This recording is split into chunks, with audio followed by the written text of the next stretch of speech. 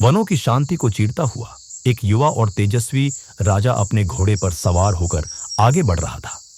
उसकी आंखों में खोज की जिज्ञासा थी। तभी दूर गंगा की धाराओं के बीच उसने किसी को देखा, कोई जिसे शब्दों में बांधना कठिन था। यह जल में कौन है जो इतनी दिव्य प्रतीत होती है?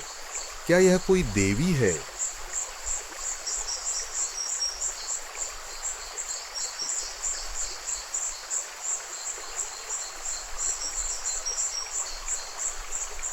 यह राजा शांतनु है। पूर्व जन्म का आरण चुकाने का समय आ गया है।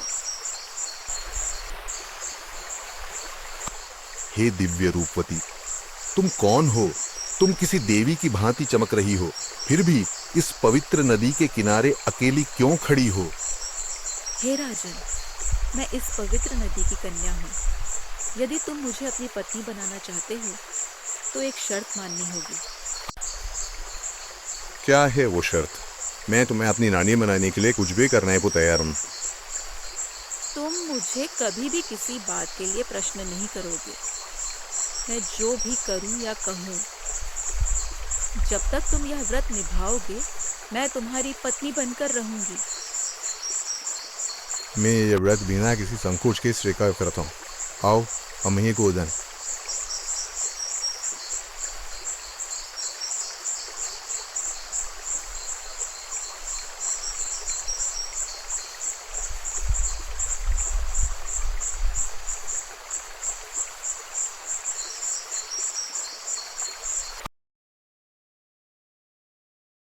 गंगा ने अपने पहले पुत्र को जन्म दिया।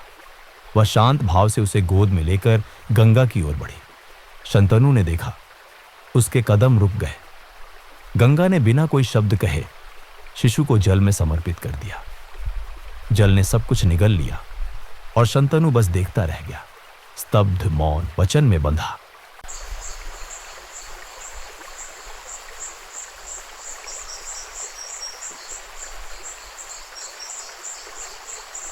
एक एक करके गंगा ने उनके सातों पुत्रों को जन्म लेते ही गंगा में डुबो दिया।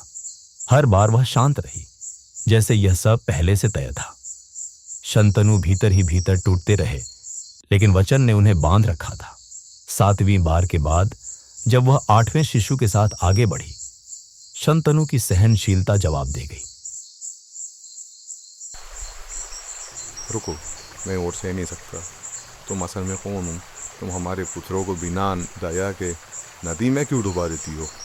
हे राजन, तुमने अपना वचन तोड़ दिया है, पर अब मैं उत्तर दूंगी। जान लो कि ये बच्चे 8 वसु हैं, स्वर्गीय देवता जिन्हें महर्षि वशिष्ठ ने श्राप दिया था कि वे पृथ्वी पर जन्म लेंगे। उन्होंने मुझसे, अपनी माता से विनती की कि मैं उन्हें जन्म दूं और शीघ्र मुक्ति दिला दूं। यही मैं कर रही थी। क्या मैं इससे कभी दोबारा देख पाऊंगा? तुम अवश्य देखोगे। मैं इसे अब स्वर्गलोक में ले जाऊंगी, जहां यह ज्ञान और शस्त्र विद्या में प्रशिक्षित होगा। जब यह तैयार होगा, मैं इसे तुम्हारे पास वापस लाऊंगी। इसका नाम होगा देवव्रत।